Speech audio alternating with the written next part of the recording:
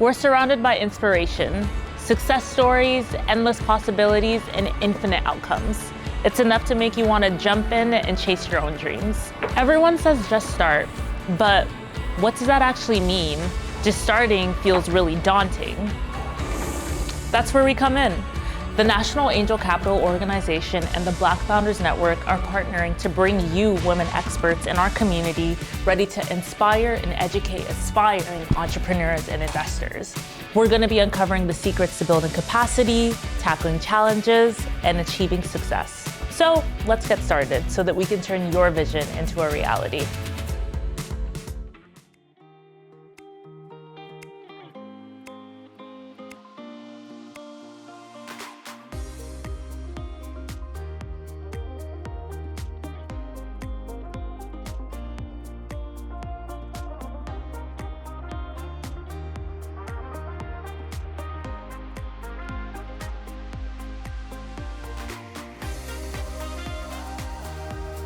Hi everyone, my name is Faiza, and join me as we talk about the power of angel investing with Deborah Chima.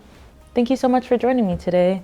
Thank you for having me. I'm really excited to get into this topic with you. So to kind of get us started, could you tell us who you are? Yeah. For sure. So I'm Deborah Chima.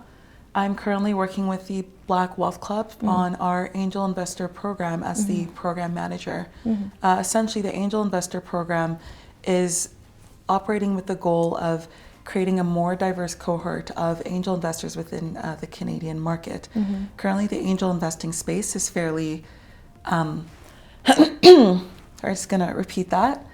Currently, the angel investing space in Canada does not see a lot of diversity when it comes to racial backgrounds, gender demographics, along with even experiential backgrounds and educational backgrounds.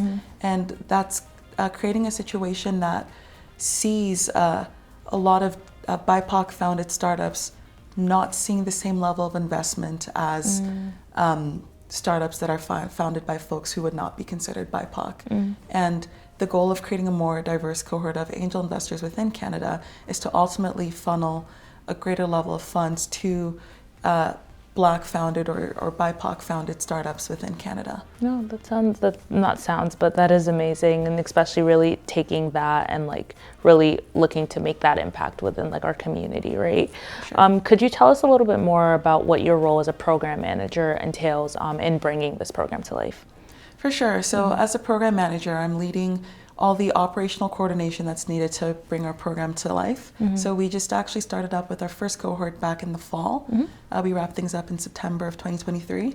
And ultimately, to bring our program to life, we've partnered with formerly Future Capital, now Spring Capital, after a recent acquisition. They focus on, so our partners focus on educating different cohorts of people that want to learn more about angel investing. So they focus on what you can consider marginalized communities in different ways. So typically either BIPOC individuals who are looking to learn more about investing, or even women specifically who are looking to learn more about investing.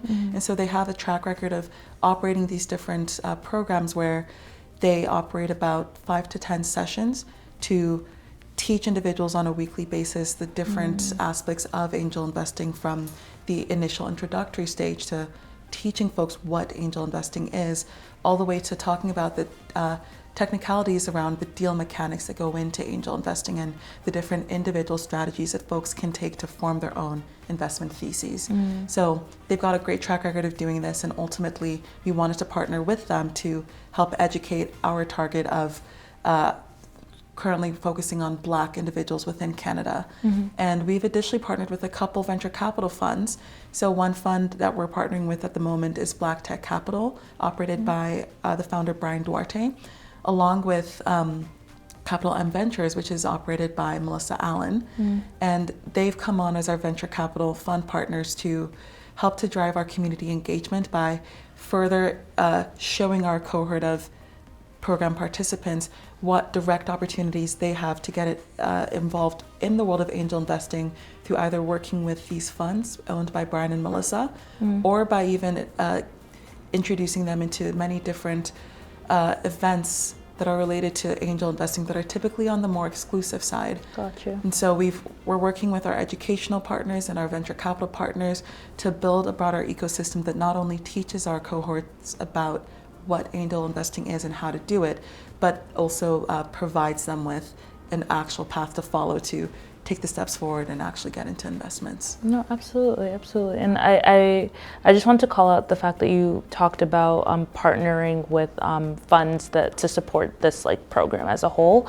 And just with that, could you tell us how you define what angel investing is and how it differs from other types of like investments?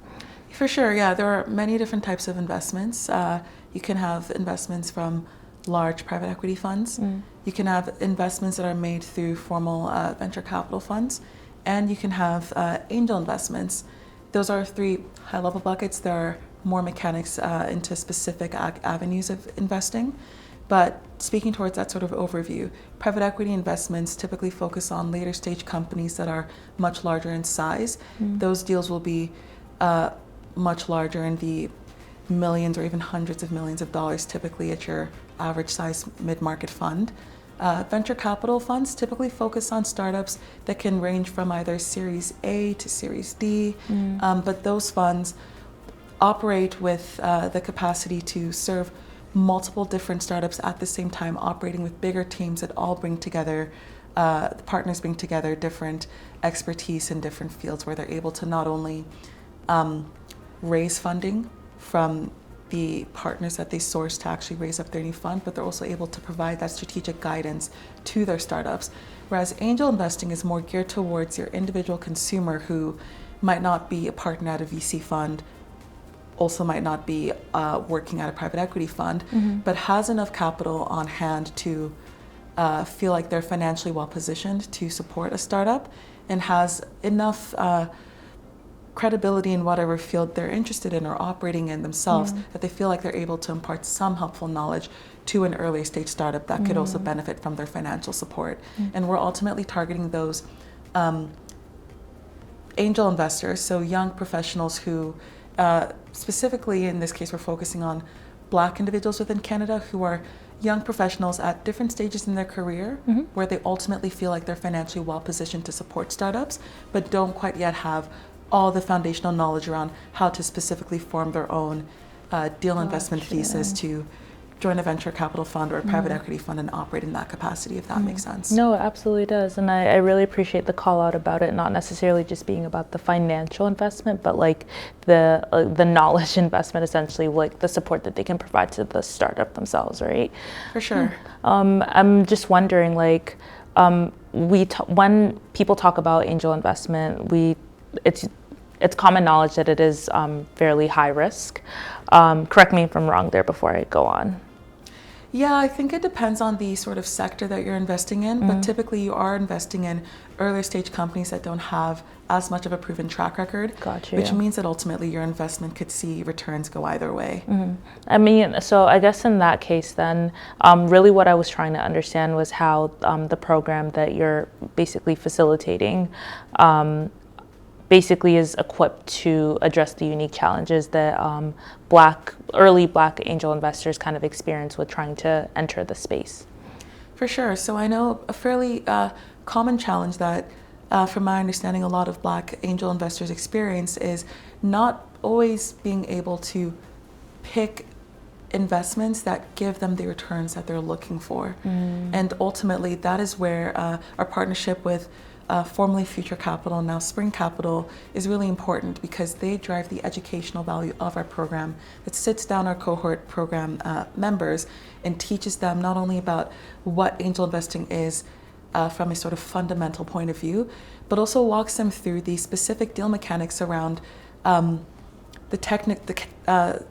technicalities behind angel investing, along with helping them actually form their own investment thesis. Investment theses can vary by investor.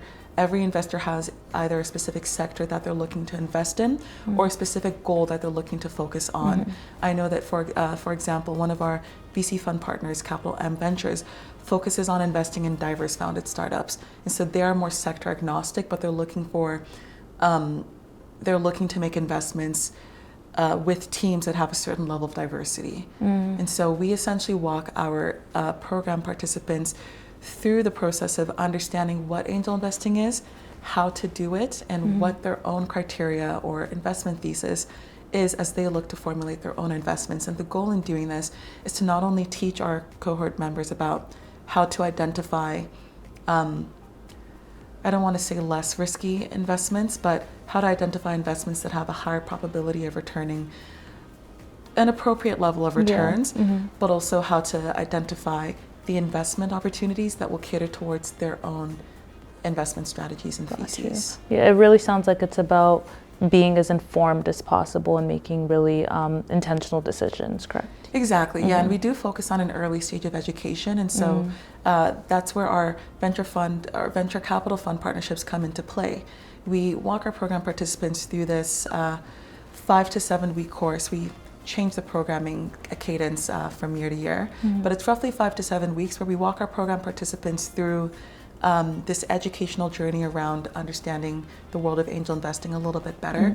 But after the program actually ends, the relationship between our cohort members and our program doesn't stop there. Our venture capital fund partners continue to engage our ecosystem along with our team at the Black Wealth Club and our partners at now Spring Capital.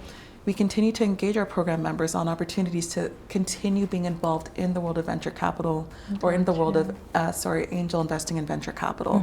And so we invite them to exclusive events. We also set up office hours with our venture capital fund partners, so the founders, Brian and Melissa, along with the founder of Future Capital, who's now a partner at Spring Capital, Marlon. And they have one-on-one office hours available to regularly meet with our angel investor program members who are actively looking to make investments and want live coaching and support as they go forward in their journey. No, that really sounds like a super comprehensive approach, not just to educate, but also continue to incubate even after being part of the program, because ultimately you want to be not just knowledgeable, but you want to know that you have the resources to leverage, especially for the members, to kind of look back on to make better decisions, I guess, in the future. But I guess, like, obviously being in this ecosystem, in this, like, program, right, there has to be some level of expertise required. I'm just wondering, like, what would you say are your unique perspectives do you bring into, like, the world of angel investing, and, like, how has your background influenced that to date? For sure. So I have a deep strategy background. I started my career as a management consultant at Bain & Company, and I'm now currently on the strategy team at TikTok, while also working with the Black Wealth Club as the Angel Investor Program Manager.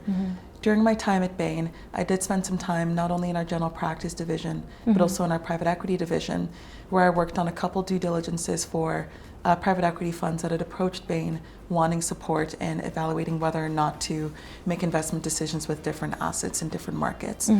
So the assets that I was focusing on for those due diligences were in the insurance space, so very niche. But going through that experience allowed me to gain a first-hand view into what, in this case, larger private equity funds actually consider when understanding how attractive an asset is for investment.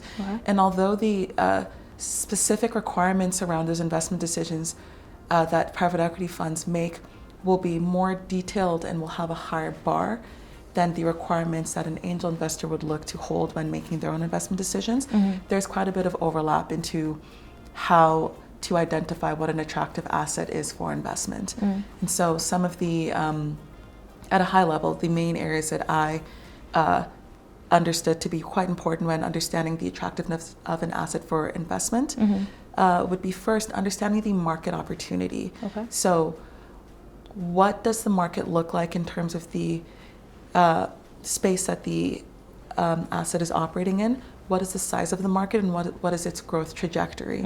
Is there a lot of demand in this market for whatever product the startup is offering? That gives you a sense of product market fit. Additionally, we want to understand what the competitive landscape looks like, understanding not only the market fragmentation, alluding to the number of competitors operating within the space, but also understanding what competitive dynamics look like. If there are any whales in the space that command most of the market share that would be fairly hard to steal share from as a new entrant, and even understanding whether or not there are any gaps in the market when we look at the existing competitive offerings and compare that to what consumer needs or demand is looking like. That's what gives us an understanding of how much potential there is in a market, and where we see that market heading, at least in the next sort of 5 years. Beyond looking at how attractive the market is, we then want to look closely at the actual startup and the product or service that they're offering to understand how qualified the startup is to serve the assumed market need. So we want to understand first, what is the product, but more importantly, how are they differentiating themselves from existing market or competitive offerings, or even existing alternatives? Why will this specific product be successful at serving the assumed customer need and demand?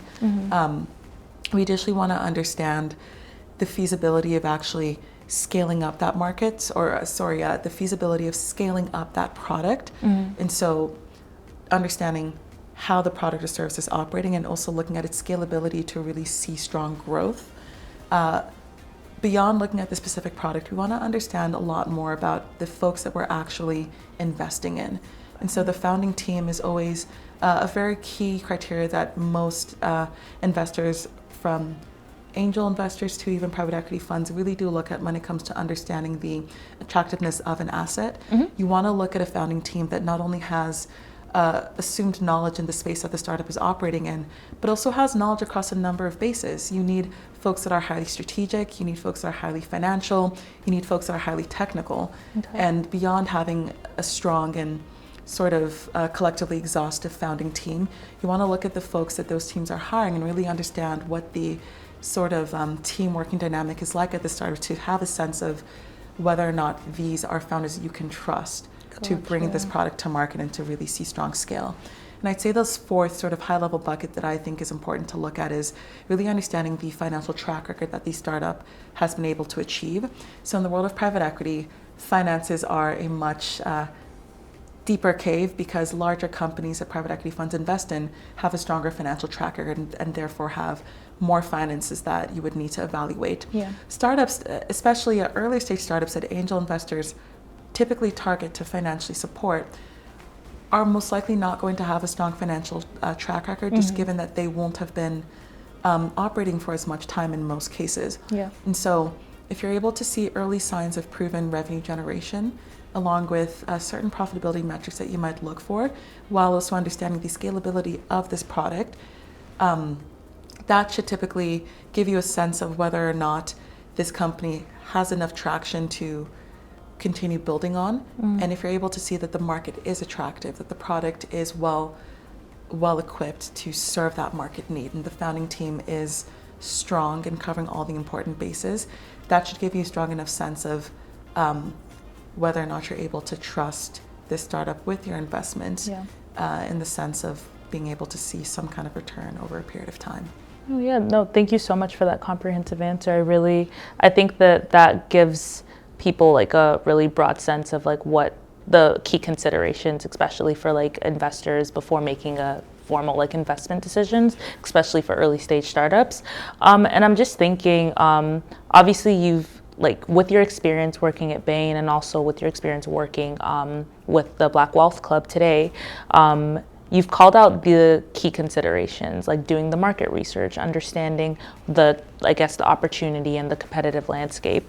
Are there any tools or frameworks that you would consider, an early stage startup utilizing to really ensure that they're doing the right type of research to understand what's out there? Because I find that with startups especially, founders are very passionate about their idea that they want to bring to life, right? And in doing that, they kind of miss the mark with doing adequate research, right? And quality research. So is there any insights that you can provide with that? For sure, this is actually a very big part of my current role at TikTok. TikTok is still a private company and is very focused on continuing to ride the tailwinds of this hyper stage of growth that we're currently in. And so that means that we like to push out a lot of research very quickly that we want to act on in order to continue expanding our presence, in this case within the Canadian market. And so speaking towards some of the experiences I've had doing this type of research at TikTok currently and also at Bain, the reality is when you're oftentimes looking into niche spaces, which a lot of startups typically operate in because the strongest market opportunities tend to exist in smaller spaces that are not quite yet as well developed, that oftentimes means that there is not as much research that is publicly available in these spaces, especially when you're operating in a smaller market such as Canada. From a GDP perspective, we are nowhere near as large as the United States or even great markets such as China or India. And so there just is oftentimes not that much publicly available information that is easily accessible for startup founders or even strategists or consultants. Oftentimes that means that you do really need to triangulate. By triangulation, I mean really trying to find different bits of information across a variety of sources that you're able to piece together to inform your understanding of the market. And so when it comes to sizing the market opportunity, you first have to align on a number of different methods that you can take to actually size the market. For example, if you're looking at a startup that is selling water bottles, you could either size the market by understanding what not only levels of consumption for water are among consumers, but you can then take it a step further to understand consumer habits and estimate what percentage of consumers typically like to consume water on the go as opposed to buying water in grocery stores or consuming that out of water filling machines in different spaces.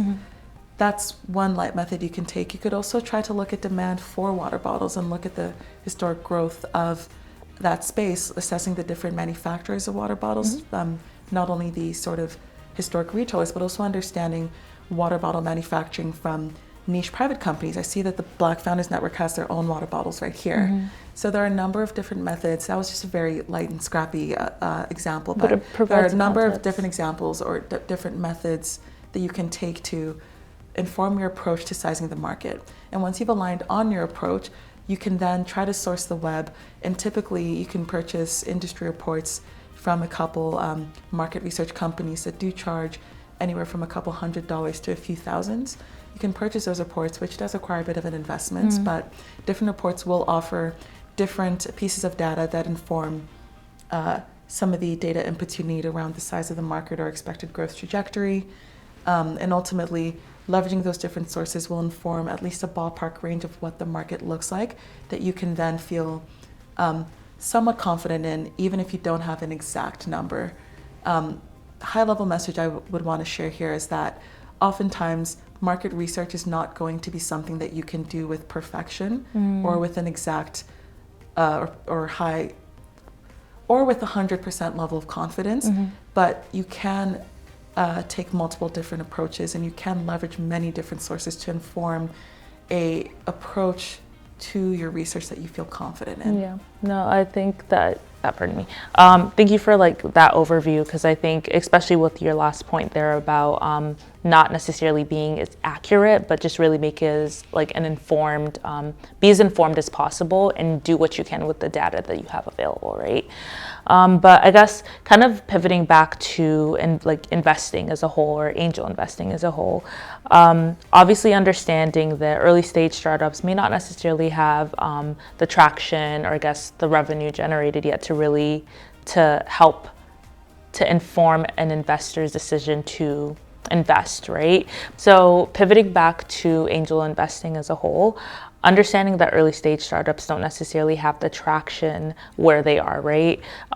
In what ways does the AIP kind of cater to informing new angel investors on ways to balance the potential for financial impact with social impact to really help them make a more informed decision about whether to invest or not? Yeah, so that really comes down to looking at the individual investor's investment thesis. And so typically, and this is a large part of why we feel it's important to see a more diverse ecosystem of angel investors. Typically, every human has a level of unconscious bias that allows them to resonate more or less with different ideas. And naturally, folks of certain educational or professional backgrounds, a certain racial or gender, certain demographics will resonate with folks that are either operating companies to serve causes and spaces that are important to those demographic groups, or they look to support teams that look like themselves. And that's just a natural unconscious bias that is a part of the reality of being human. And so we're looking to basically inform our different cohort members of the different approaches that they can take to investing. But we also want to look at each individual and understand what really resonates with them. Some angel investors might be more financially driven, where they're looking to really focus more on the return that they can get on their investment. That is definitely going to be important to any angel investor. Definitely going to be even more important to venture capital funds and private equity funds who have limited partners to answer to. But while return on investment will be important to your average angel investor, some angels will also look to support causes that they really care about because they might be more driven by social impact. And so our program doesn't really look to steer our cohort members in either direction when it comes to prioritizing financial impact or social impact. We more so look to educate our program members on the different approaches that they can take to informing their investment decisions. And then we work with them after the program ends to maintain that relationship between our fund partners and the cohort members to continue working together as the investor actually looks to build their own investment thesis and start making investments based on that approach that they've outlined for themselves. So at a high level, we don't steer our program members in either direction. We teach them of the options and we support them on that journey. No, I think that's very important. I think that support is very paramount, especially if you're getting into the world of angel investing. But just for our viewers and having that foundational knowledge, could you just define and provide an example of what an investment thesis is for reference? For sure. So an investment thesis is essentially the hypothesis that either an investment company, so a private equity fund or a venture capital fund, or an investor like an angel investor will use in order to decide whether or not to go forward with their decision to invest in a startup or an asset. And so an example of what an investment thesis might look like would be, we believe that the market for water bottles is attractive in that it is sizable and growing quickly. We additionally believe that the competitive landscape sees favorable dynamics and our clients or the asset's ability to gain share is fairly probable. We believe that there is strong consumer demand for our clients or for the asset's product, and there's favorable consumer perception of the asset or the startup that is looking to operate in this space. At points, an investment thesis can contain certain metrics that they're looking to see when it comes to either financial requirements or even specific metrics and thresholds around market growth, for example. But ultimately, the investment thesis is what an investor would need to believe in order to confidently make that investment decision. And from that point forward, you can then do your own due diligence as an angel to understand a little bit more about the space that the market or that the startup is operating in, understand a little bit more about the founding team along with the startup's product or service. And as you conduct that due diligence, dive into a surface level degree of financials for an early stage startup, you can then prove out or disprove your investment thesis, which would then inform your decision on whether or not to go forward with that investment. And at different times, an investment thesis will typically be catered towards what the specific investor or investment company, the private equity fund, for example, is really looking to prioritize in making that investment decision. And so, for example, an investor that is looking to support a more social impact-oriented startup may have some hypotheses around the degree of social impact that the startup is driving in their investment thesis as they look at whether or not to go forward by financially supporting this startup. And I can imagine that in trying to draft or devise this investment thesis, it's a muscle that you build. You try it out once, you see what the outcome of that is, and then you kind of go from there. But correct, is that accurate or? For sure, yeah. What we try to do in our program from an educational standpoint is first, teaching our program participants about what an investment thesis is, walking them through different approaches that they can take to forming their own investment thesis. But ultimately, investment theses will likely change between investment decisions, as every asset or startup is going to be different in one way, shape, or form. And investment theses can also change over the life cycle of an investor. As investors grow in their journey of investing, they can look to prioritize different things.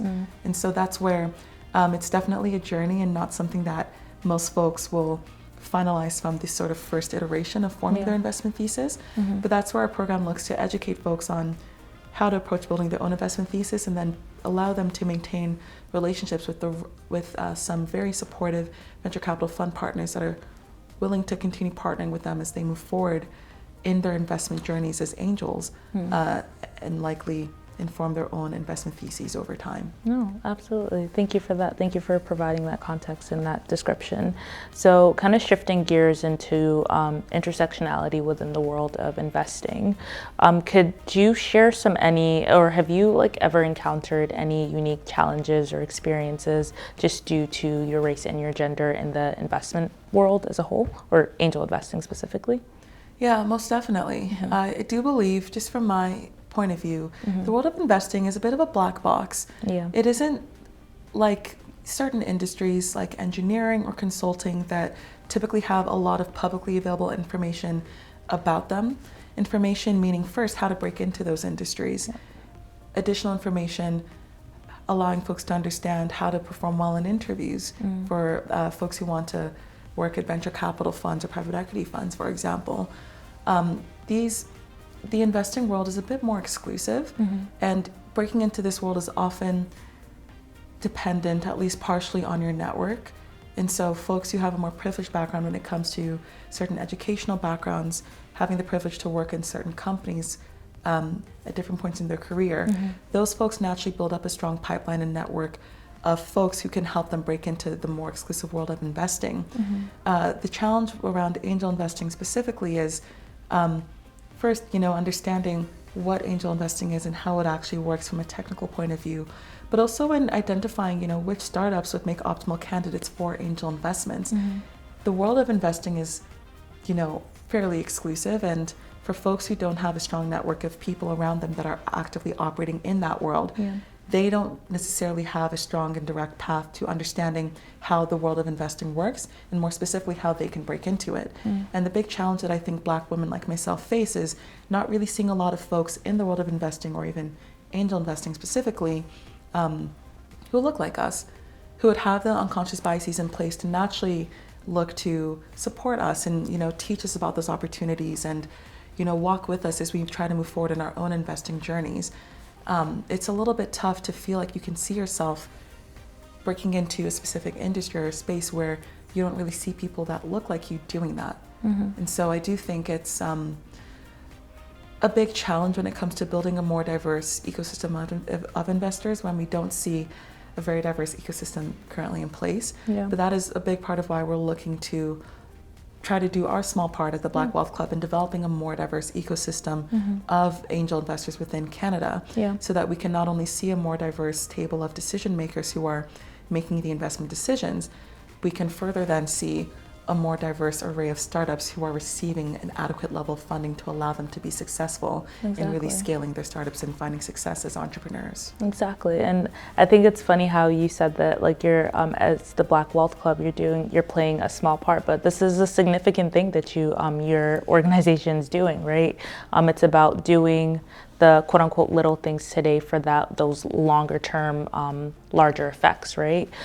So it starts somewhere, right? So I think the work that you're doing, your team's doing, is just phenomenal as a whole. So I just need to call that out. But I guess in that case then, given the fact that you are in this space now, when you're doing what you can, what is one piece of advice that you'd give to a Black woman watching this that wants to break into the angel investing world to ultimately contribute to the success of underrepresented founders and startups? For sure. I would say that currently, when we look at the North American market, we don't really see a very diverse array of investors or angels, more specifically. And while that does present an upfront barrier to being able to see yourself as a Black woman really stepping into the space of investing, or angel investing specifically, there are a couple different companies and programs that are looking to do their part in diversifying the angel investing landscape in Canada. And so we're doing our part at the Black Wealth Club. I know BKR Capital is a great fund really making some strong headway in the world of investing, focused on diverse entrepreneurs and founders. There are companies that are offering different programs that not only offer to educate Black women like ourselves on what angel investing is, but these programs and fellowships are also trying to build a bridge to actually help Black women start taking the initial steps in their own journeys around angel investing.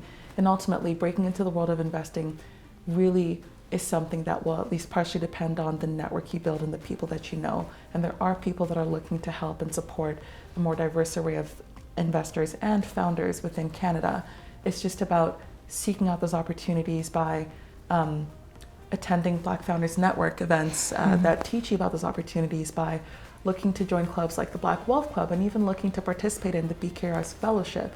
It's about seeking out those opportunities that are specifically targeting diverse investors and more diverse founders, and participating in those opportunities to eventually build a strong network of folks over time who will continue to help you make further headway in your own journey of investing. Excellent. Yeah, I think that is very important, and I think it really just starts from that, right? But thank you so much, Deborah, for your time today, for your insights, and just your overall presence. And hopefully we can see a future where that does incorporate more diverse voices and investing and funding decisions for startups. Most definitely. Thank you so much for having me. All right.